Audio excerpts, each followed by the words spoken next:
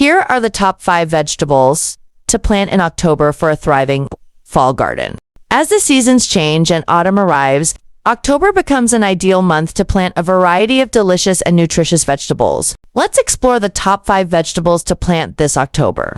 Vegetable 1. Broccoli. Broccoli thrives in the cooler temperatures of fall, making October a perfect time to plant. Plant broccoli in October and it'll develop tight, tender heads. Make sure to provide it with full sun and well-drained soil.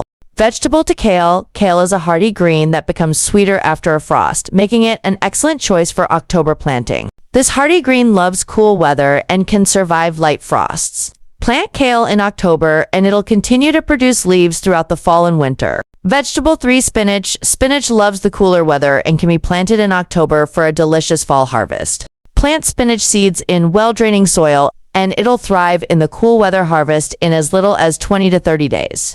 Vegetable 4. Radishes.